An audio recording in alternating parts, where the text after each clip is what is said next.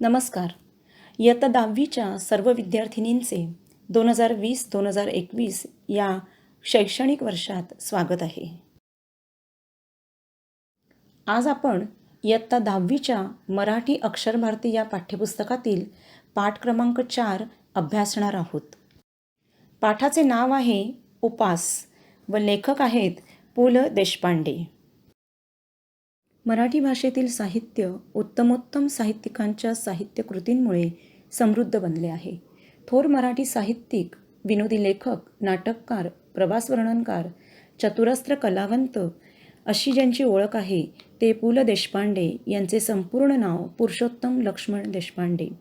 पु ल देशपांडे उर्फ भाई उर्फ पु ल यांचा जन्म 8 नोव्हेंबर 1919 रोजी मुंबई येथे झाला व 12 जून 2000 रोजी पुणे येथे त्यांचे निधन झाले. आपल्या विनोदी शैलीतून, आपल्या लेखनातून त्यांनी महाराष्ट्राला खळखळून हसायला शिकवले. त्यांना महाराष्ट्राचे लाडके व्यक्तिमत्व असे म्हटले जाते. त्यांच्या आद्याक्षरांवरून म्हणजे त्यांच्या नावात असलेल्या पहिल्या अक्षरावरून महाराष्ट्रात ते प्रेमाने पु ल म्हणून ओळखले जातात. सूक्ष्म निरीक्षण, मार्मिक आणि निर्मळ विनोद, तरल कल्पनाशक्ती आणि भाषेचा कल्पक व चमत्कृतीपूर्ण उपयोग करण्याचे कौशल्य हे त्यांचे लेखन विशेष. तुका म्हणे तुझे आहे तुझपाशी, अंमलदार, सुंदर मी होणार, ती फुलराणी इत्यादी स्वतंत्र आणि रूपांतरित नाटके, सदू आणि दादू, विठ्ठल तो आला आला इत्यादी एकांकिका संग्रह, खोगीर भरती, असा मी, खिल्ली, बटाट्याची चाळ, हसवणूक इत्यादी विनोदी लेखसंग्रह, अपूर्वाई, पूर्वरंग, जावे त्याच्या देशा इत्यादी प्रवास वर्णने, व्यक्ती आणि वल्ली, गणगोत, मैत्र इत्यादी व्यक्तिचित्रणात्मक पुस्तके अशी त्यांची विपुल ग्रंथसंपदा आहे. त्यांच्या व्यक्ती आणि वल्ली या पुस्तकाला साहित्य अकादमीचा पुरस्कार मिळालेला आहे. भारत सरकारने पद्मभूषण या पुरस्काराने त्यांना सन्मानित केले आहे.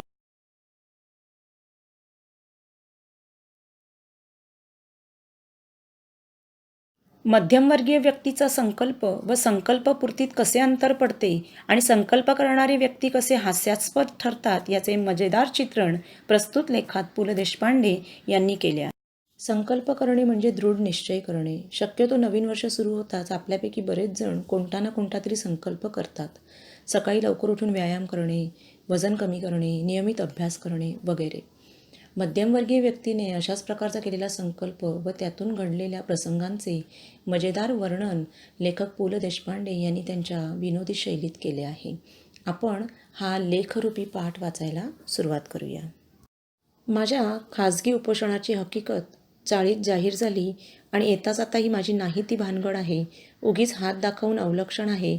पेललं नाही तेव्हा खाजगी झालं अशी वाक्ये माझ्या कानावर येऊ लागली. खाजगी म्हणजे वैयक्तिक, उपोषण म्हणजे उपास, काहीही न खाणे.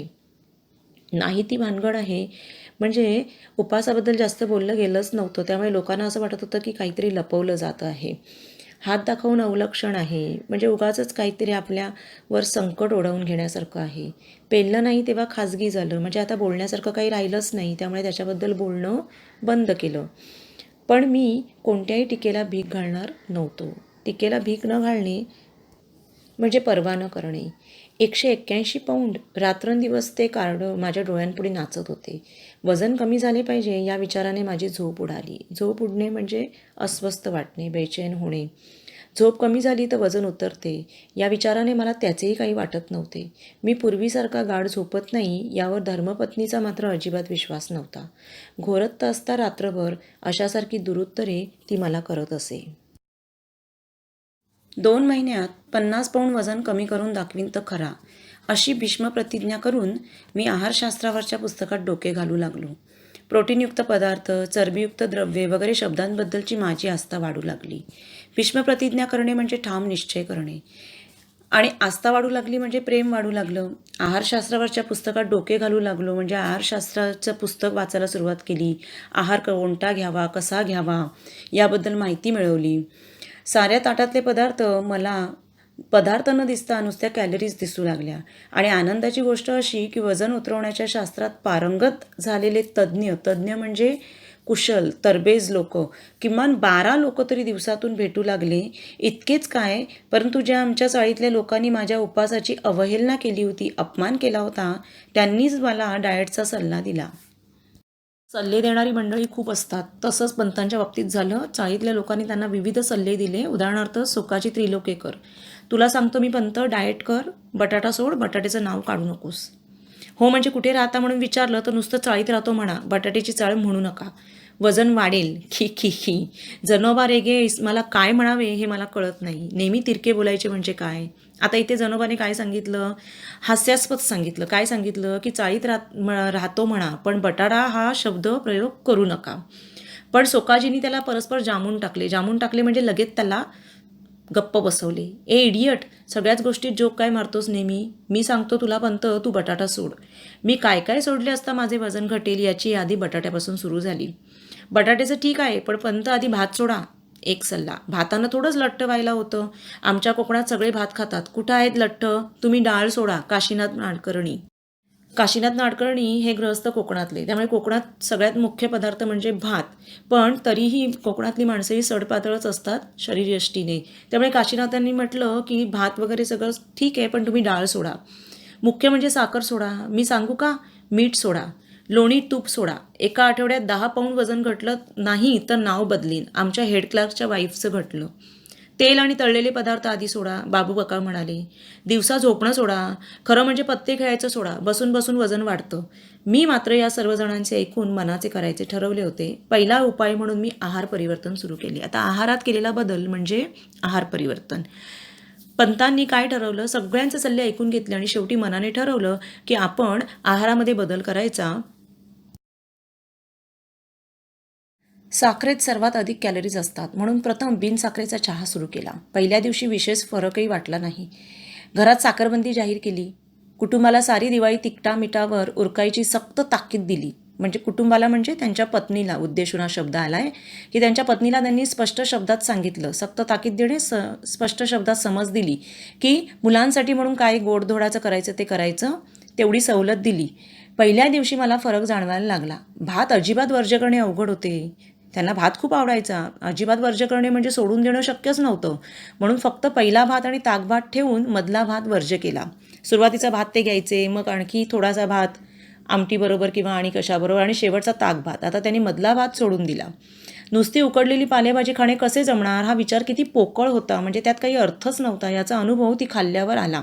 आणि इथे पंतांनी थोडंसं जरा पत्नीबद्दल मस्करी करण्याच्या उद्देशाने हे म्हटलेलं इथे की नेहमीच्या भाजी ती निराळे काय करते याचा अजूनही अंदाज आला नाही. म्हणजे त्यांची पत्नी नेहमीची भाजीसुद्धा अशा प्रकारे उकडलेलीच करून त्यांना खाऊ घालायची, असं त्यांना इथे म्हणायचं आहे. पहिला दिवस सुरळीत गेला आणि दुसऱ्या दिवशी व्रतभंगाचा प्रसंग आला. व्रतभंग म्हणजे व्रत मोडणे. पहिल्या दिवशी निम्म्याहून अधिक कचेरीला म्हणजे त्यांच्या कार्यालयातील लोकांना माझ्या वजन घटवण्याच्या व्रताची वार्ता गेली होती. वार्ता म्हणजे बातमी. परंतु दुसऱ्या दिवशी आमच्या अण्णा नाडगौडाला प्रमोशन मिळाल्याची वार्ता आली आणि त्याने साऱ्या सेक्शनला पार्टी दिली. आता अण्णा नाडगौडा त्यांच्या कार्यालयात काम करणारे, त्यांना प्रमोशन मिळालं, बढती मिळाली, म्हणून त्यांनी सगळ्यांना पार्टी दिली. कॅन्टीनच्या आचार्याने तर माझ्या डाएटवर सूड घ्यायचं असे ठरवून पदार्थ केले होते. म्हणजे जणू काही तो सूड घेणं म्हणजे बदला घेणे. बरे न खावे तर अण्णा नाडगौडाला वाईट वाटणार, कारण 6 वर्षांनी एफिशियन्सी बारच्या जाळ्यातून तो बाहेर पडला होता. म्हणजे 6 वर्षानंतर त्याला प्रमोशन मिळालं होतं. त्याची कार्यक्षमता दिसून आली होती. आचार्याने मिठाईत साखर न घालता साखरेत मिठाई घालून आणली होती. म्हणजे इतकी ती गोड बनवली होती. घासा गणित सहस्रावधी म्हणजे हजारो कॅलरीज पोटात चालल्या होत्या. त्यामुळे खाल्लेले गोड लागत नव्हते. बटाटे वडे होते म्हणजे आणखी कॅलरीज. चिवडा अस्सल वनस्पती तेलातला, त्यामुळे आणखी कॅलरीज. शुद्ध तेलातला, आणि एवढे सगळे हादडून म्हणजे खाऊन शेवटी भज्यांशिवाय पार्टी कसली. या भिकोबा मुसळ्याच्या टोमण्यामुळे चेक्काळून नाडगौडाने स्पेशल भज्यांची परत ऑर्डर दिली. आता भिकोबा मुसळेला भजे आवडत होते म्हणून त्याने म्हटलं की भज्यांशिवाय पार्टी कसली, भजी तर पाहिजेतच. शेवटी मला राहावे ना. भज्यांची 6वी प्लेट उडवल्यावर मी अत्यंत केविलवाण्या स्वरात म्हणजे अगदी विनंती करण्याच्या शब्दामध्ये सध्या मी डाएटवर असल्याचे सांगितल्यावर सर्वांनी मला वेड्यात काढले म्हणजे सगळे हसू लागले, त्यांची मस्करी करू लागले, बावळट समजले त्यांना. आणि त्यातही बरेच जणांनी खूप काही सल्ले त्यांना दिले. अरे पंत, खाण्याचा आणि वजनाचा काय संबंध, भिकोबा मुसळे म्हणाला. मी बघ 21 गुलाबजाम खाल्ले, एवढंच काय, आपण तर आयुष्यात एक्सरसाइज नाही केला. तुझी कुंभरास नि कुंभ लग्न आहे. नुसता वायू भक्षण करून राहिलास तरी तू असाच जाड्या जाणार. लठ्ठपणा काय आपल्या हातात आहे? आता भिकोबा मुसळेने सल्ला दिला त्यांना की खाण्याचा आणि वजनाचा काही एक संबंध नाही. त्यांनी स्वतः 21 गुलाबजाम खाल्ले, पण त्यांनी आयुष्यात कधी व्यायामही केलेला नाही आहे. आणि त्यांनी इथे काय म्हटलं की कुंभरास, आता राशीचक्राप्रमाणे कुंभरास असते आणि कुंभराशीचं चित्रच आहे, प्रतीकच आहे ना, की कुंभाचं म्हणजे मडक्याचं चित्र आहे. ते कसं असतं, गोल मटोल अगदी. मग इथे ते म्हणतात की कुंभरास ज्यांची आहे त्या माणसांनी नुसतं वायू म्हणजे हवा जरी भक्षण केली ना तरी ते जाडेचे जाडेच राहणार. नॉनसेन्स जगदाळे ओरडला. रनिंग कर रोज. रनिंगपेक्षा देखील दोरीवरच्या उड्या मारा. बरं का पंत, माझ्या सिस्टरचं वेट 40 पाऊंड उतरलं दोरीवरच्या उड्यांनी. आता कुमारी कमलिनी केंकरे त्यांना म्हणाली आणि सल्ला दिला. शेवटी सर्वांच्या मते मी सकाळी रनिंग करावे आणि संध्याकाळी दोरीवरच्या उड्या माराव्यात असे ठरले आणि मी 7व्या बशीतले भजे उचलले. अशा प्रकारे पंतांनी काय केलं की यथेच्छ ताव मारला त्या पार्टीतील पदार्थांवर. कुटुंबाचा मात्र माझ्या डाएटच्या बाबतीतला उत्साह अवर्णनीय होता. आता पंत म्हणतात की त्यांच्या पत्नीचा उत्साह म्हणजे अवर्णनीय म्हणजे वर्णन करण्यासारखा नव्हताच. कारण रोज काही काही चमत्कारिक पदार्थ माझ्या पानात पडायला लागले. एके दिवशी नुसती पडवळे उकडून तिने मला खायला घातली. शेवग्याच्या शेंगा, पडवळ, भेंडी, चवळीच्या शेंगा वगैरे सडपातळ भाज्यांचा खुराक तिने चालू केला म्हणजे सतत याच भाज्या त्यांच्या खाण्यामध्ये त्या द्यायला लागल्या. कोबी, कॉलीफ्लॉवर वगैरे बाळसेदार मंडळींची, म्हणजे कोबी, कॉलीफ्लॉवर ह्या भाज्या कशा असतात अशा बाळसेदार ना, गुबगुबीत असतात. त्यांची स्वयंपाकघरातून हकालपट्टी केली, म्हणजे त्यांना स्थानच दिलं नाही, काढूनच टाकलं. सकाळचा चहा देखील सुरुवातीला होता तसा राहिला नाही. बिनसाखरेचा चहा इतका कडू लागत असेल अशी यापूर्वी कधी कल्पनाच आली नाही. आता ती गंमत पुढे आहे की त्यांना हा अनुभव का आला असा. तर चहा सुरुवातीला बिनसाखरेचा असूनही कडू लागला नाही आणि आता का लागतो तेवढं सांग असं जेव्हा त्यांनी पत्नीला विचारलं तेव्हा कुटुंबाकडून खुलासा मिळाला, माहिती मिळाली. हेच ते म्हटलं ते काय उगीच, अहो म्हणजे सुरुवातीला मी तुम्हाला बिनसाखरेचा चहा दिला, तो बिनसाखरेचा नव्हताच मुळी. नव्हता, मग मला बिनसाखरेचा चहा म्हणून का सांगितलंस? थोडीशीच राहिली होती साखर, ती संपेपर्यंत म्हटलं घालू. काल संपली. आजपासून बिनसाखरेचा चहा केलाच की साखर न घालता. म्हणजे एवढे दिवस त्यांना साखर घालूनच चहा दिला जात होता आणि त्यामुळे पंतांना असं वाटलं की किती लाख कॅलरीज गेल्या असतील त्यांच्या पोटात, आता कसलं होतंय वजन कमी. जेव्हा पंतांनी पत्नीला रागावून विचारले तेव्हा तिने सांगितले की यापूर्वी साखरेचा चहाच ती त्यांना देत होती. चाळीत कसं असतं की कोणतीच बातमी जास्त काळ खाजगी राहत नाही, ती सर्वांना कळतेच. त्यामुळे त्यांच्या पत्नीने आजूबाजूच्या लोकांना ऐकू जाईल अशा प्रकारे म्हटलं की आपण कोणाचं मागून खात नाही, स्वतःच कमवून खातो आणि वजन काय होईल हळूहळू कमी. मुलांना देण्यासाठी लाडू काढून तिने बशीत ठेवले अगदी पंतांच्या समोर आणि जणू काही पंतांच्या वजनक्षय संकल्पाला तिने नवीन सुरुंग लावले. म्हणजे वजन कमी करण्याचा पंतांचा बेत तिने उधळून लावला. वजनक्षय म्हणजे वजन कमी करणे आणि संकल्प म्हणजे निर्धार, ठाम निश्चय. ते लाडू बघून पंतांनाही ते लाडू खाण्याची इच्छा झाली. लाडू कशाला केलेस? साखर असेल त्यात. असे म्हटल्यावर त्यांच्या पत्नीने त्यांना म्हटले की साखरेशिवाय लाडू तिच्या घराण्यात कोणी केले नाहीत. तात्पर्य, चहा बिन साखरेचा होता हे खरे, परंतु लाडवाच्या रूपाने काही कॅलरीज त्यांच्या पोटात गेल्याच. दोरीवरच्या उड्यांचा फक्त एकदा प्रयत्न केला व पहिली उडी शेवटची ठरली. कारण 8x10च्या आमच्या दिवाणखान्यात प्रथम दोरी संपूर्ण फिरवणे अवघड म्हणजे कठीण. कारण चाळीतली खोली आणि ती देखील लहान, मग खोलीतल्या खोलीमध्ये दोरीवरच्या उड्या मारणं म्हणजे कठीणच. एकदा डोक्यावरून दोरी पलीकडे गेली ती ड्रेसिंग टेबलावरच्या तेलांच्या आणि औषधांच्या बाटल्या घेऊन खाली आली. दुसऱ्यांदा अर्धवट गॅलरी आणि अर्धवट घरात राहून दोरी फिरवली ती आचार्य बर्व्यांच्या गळ्यात. आचार्य बर्वे त्यांच्या शेजारीच राहायचे, ते गॅलरीत उभे होते आणि त्यांच्या गळ्यात अडकली दोरी. त्यांचा माझ्यावर आधीच राग होता. मी उपास करतोय कळल्यावर चाळीतली सारी मंडळी समाचाराला येऊन गेली. सगळ्यांनी माझी विचारपूस केली. परंतु आचार्य बाबा बर्वे शेजारच्या खोलीत असूनही आले नाहीत. कारण उपास हे त्यांचे खास राखीव कुरण होते. याचा अर्थ काय झाला की आचार्य हे सतत कुठल्या ना कुठल्या कारणाने उपवास करायचे. त्यामुळे त्यांना असं वाटायचं की उपवास करणं वगैरे पंतांना काही जमणार नाही. हा दुष्टपणा माझ्या गळ्यात दोरी अडकवून केला ते ठीक झालं, पण तुमच्या वयाला न शोभणाऱ्या या धिंगामस्तीला दुसरा कोणी माझ्यासारखं बळी पडला असता तर तुमची धडगत नव्हती. मी तुम्हाला क्षमा करतो. अशा शब्दामध्ये आचार्यांनी आपल्यावर राग व्यक्त केला की दुसऱ्या कोणाला बाबतीत जर असं झालं असतं तर बाकी मी तुम्हाला शिक्षा केली असती. पण मी हे उद्दाम केलं नाही आचार्य. अहो, वजन कमी करायला दोरीच्या उड्या मारतोय मी. काही उपयोग होणार नाही. का? का म्हणजे जिभेवर ताबा नाही तुमचा. संयम हवा, मनाची एकाग्रता हवी. त्यासाठी प्रथम म्हणजे काही गोष्टी सोडाव्या लागतील. आता इथे आचार्य बाबा बर्व्यांनी पंतांना सल्ले द्यायला सुरुवात केली की संयम हवा जिभेवर, मनाची एकाग्रता हवी आणि त्यासाठी तुम्हाला काही गोष्टी सोडाव्या लागतील. आता या उड्या मारायला मी लाज देखील सोडली हे पाहता ना तुम्ही बाबा, असं पंतांनी म्हटलं की आता हे उड्या मारण्यासाठी या माझ्या वयाला न शोभणारं काम मी करतो आहे. त्यावर बाबा बर्वे म्हणाले, ठीक आहे, प्रथम बोलणं सोडा.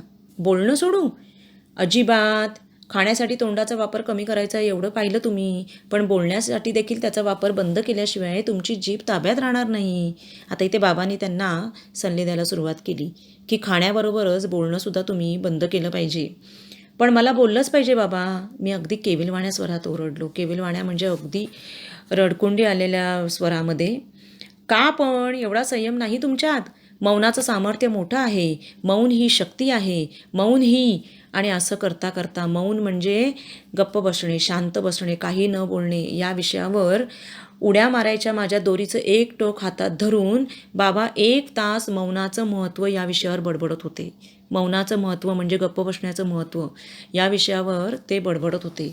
शेवटी त्यांचा वाक्प्रवाह अडवून मी ओरडलो, पण बाबा मी बोललो नाही तर खाऊ काय? आता नदीचा प्रवाह जसा असतो की नाही तसा भाषेचा प्रवाह असतो. भाषेचा प्रवाह म्हणजे सलग आपण बोलतो त्याला म्हणायचं वाक्प्रवाह. त्यांना मध्येच थांबवत पंत लगेचच ओरडले की बोललो नाही तर खाऊ काय? म्हणजे बोलण्याचा आणि खाण्याचा संबंध काय? मी टेलिफोन ऑपरेटर आहे बाबा, दिवसभर बोलावंच लागतं मला. आता पंत कुठे कार्यालयात होते? टेलिफोन ऑपरेटरच्या. पूर्वीच्या काळी टेलिफोन ऑपरेटर जे काम करायचे की कोणी फोन केला तर त्यांना काही माहिती हवी असेल किंवा फोन कुठेतरी जोडून द्यायचा असेल तर ते कार्य करायचे आणि त्यामुळे त्यांना ते सतत बोलावं लागायचं. संवाद दुसऱ्याशी साधण्यासाठी त्यांना सतत बोलावं लागायचं. मग कसलं वजन उतरवणार तुम्ही? अत्यंत कारुण्यपूर्वक कटाक्ष टाकून बाबा गेले. कारुण्यपूर्वक म्हणजे अगदी दयेने बघितलं आणि ते निघून गेले. आणि त्यांच्या गळ्यात पडलेली दोरी मगाशी मी गच्च आवळली का नाही या विचाराने मला पश्चाताप झाला. आचार्य बाबा बर्वे यांच्या बोलण्याचा आणि वागण्याचा पंतांना खूपच राग आला. मग मात्र मी चिडलो आणि निश्चय केला की बस, यापुढे उपास, वजन उतरेपर्यंत उपास. मला मी काटकुळा झाल्याची स्वप्ने पडू लागली. भरल्या ताटावरून मी उठू लागलो. बिन साखरेचा आणि बिन दुधाचाच काय, पण बिन चहाचा देखील चहा मी पिऊ लागलो.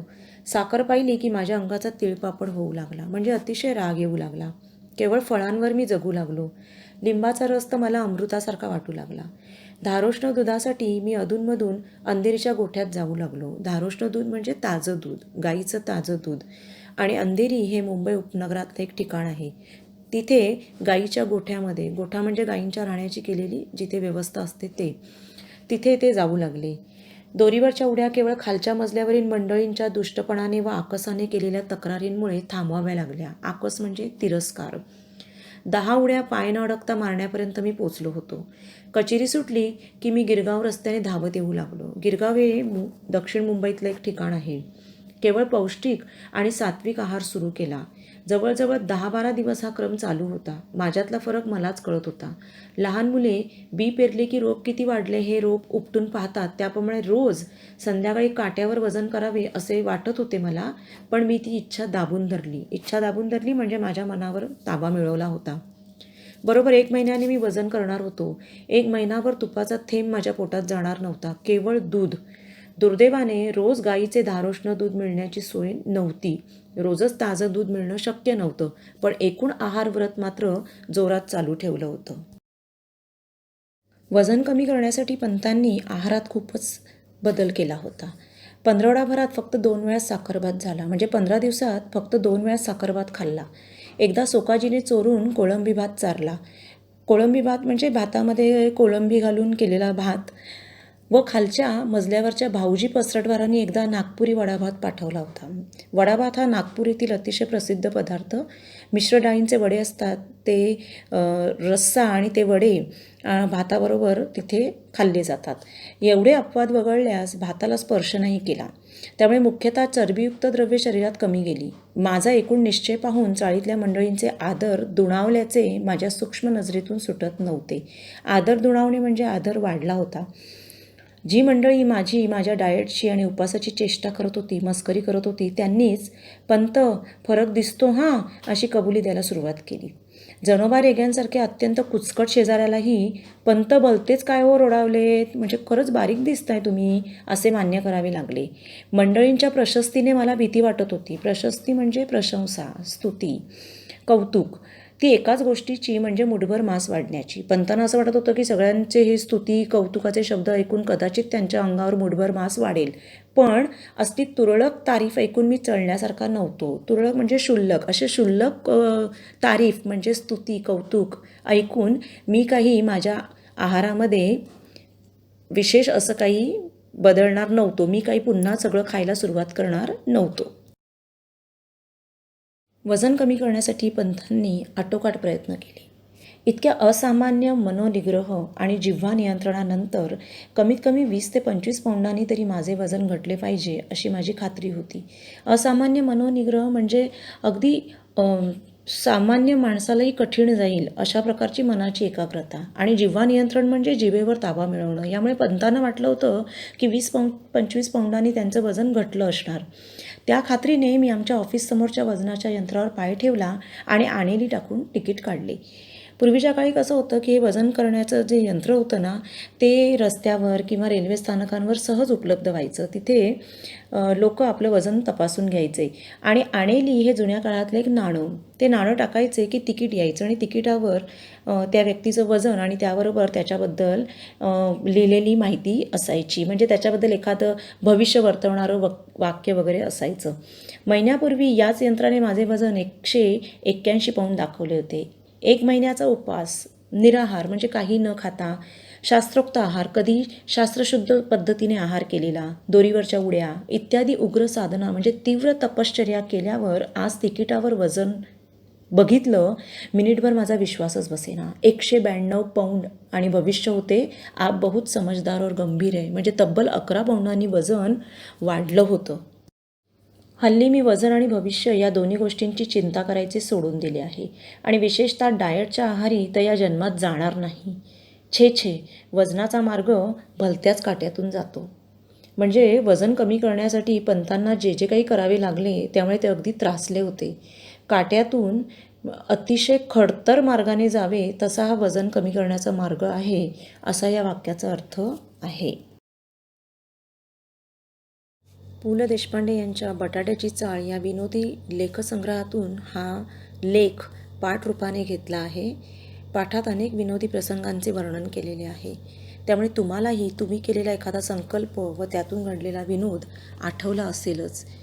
या पाठातील काही कठीण शब्द व त्यांचे अर्थ तसेच वाक्प्रचार व त्यांचे अर्थ मी इथे दिले आहेत. तुम्ही हा पाठ पुन्हा एकदा लक्षपूर्वक वाचा व मराठी विषयाच्या वहीत पाठावर आधारित दिलेल्या कृती पूर्ण करा.